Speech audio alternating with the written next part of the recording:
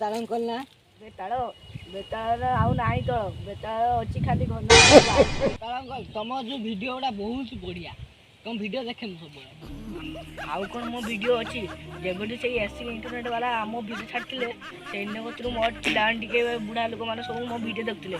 ଏବେ ତ ସବୁ ଫିଲ୍ମ ହଲ୍ରେ ପଡ଼ୁଛି KGF, ପୁଣି KGF 3 ବାହାରିଲାଣି। ଆଉ କ'ଣ ମୋ ଭିଡ଼ିଓ କେହି ଦେଖୁଛନ୍ତି? ଏବେ ଭିଡ଼ିଓ ଛାଡ଼ୁନ, ତମ ଭିଡ଼ିଓ ମୁଁ ବହୁତ ଏବେ ମିସ୍ କଲି। ବିକ୍ରମ ଆଜି ତ ମଲାଣି, ସେବେଠୁ ମୋ କାହାଣୀ ଆଉ କେହି ଶୁଣୁନାହାନ୍ତି। ଆରେ ବାଳକ, ତୋର ନାଁ କ'ଣ? ମୋ ନାଁ ହେଉଛି ବିକ୍ରମ ଆଦିତ୍ୟ। ଆରେ ବିକ୍ରମ, ତୁ କ'ଣ ମୋ କାହାଣୀ ଶୁଣିବୁ? ନା ନା, ମୋତେ ବହୁତ ଭୂତ ହେଲା ଡର ମାଡ଼େ। ମୁଁ ପେଣ୍ଟର ମୂର୍ତ୍ତି ପକେଇଥିଲି, ଭୂତ କାହାଣୀ ଶୁଣିବି।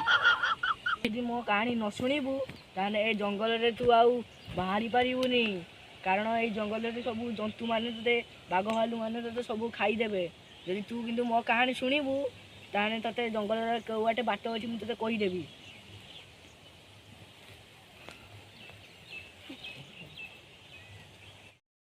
बेटा बेटा मन में लड्डू फूटा। ମୋର ଏ ଜଙ୍ଗଲର ପ୍ରତିଶୋଧ ମୁଁ ଏରିଆ ଦରକାର ନାହିଁ। ମୁଁ ଯାହା କାହାଣୀ କହୁଛ କୁହ।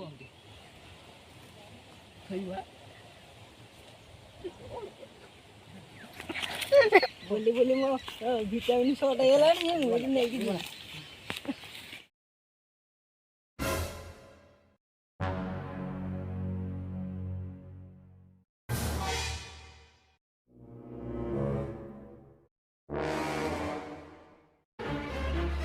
କେତେ କାହାଣୀ କହୁଛ କୁହ।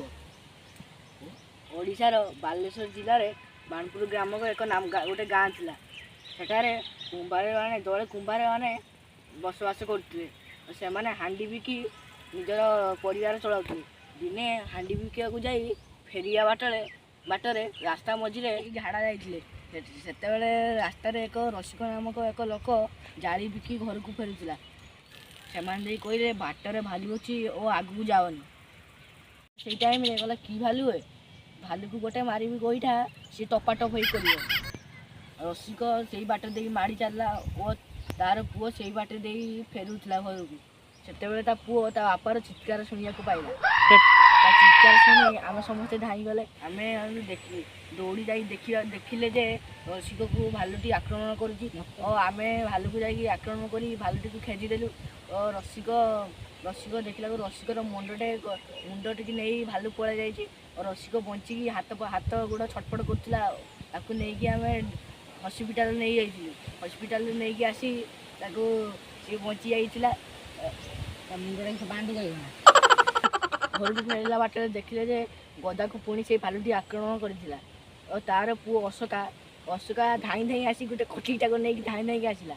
କୋଠିରେ ତା ହାତକୁ ମାଡ଼ି ବସିଲା ଯେ ଭାଲୁ ତୁ ଜାଣିଥିବୁ, ଭାଲୁ ବହୁତ ଚାଲାକ। ଭାଲୁଟି ବି ତାକୁ ଛାଡ଼ିଲା ନାହିଁ। ଭାଲୁଟି ତାକୁ ତା ବାପାକୁ ଗଦାକୁ ଛାଡ଼ି ଦେଇ ତା ପୁଅ ଅସ୍କାରକୁ ନେଇକି ପୁଣି ବଣକୁ ସେ ପଳେଇଲା।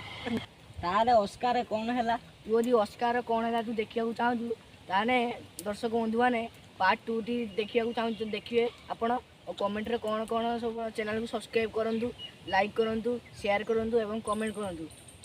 ଆପଣଙ୍କୁ ଏତିକି ମନ ଅନୁରୋଧ କରି ରହିଲା।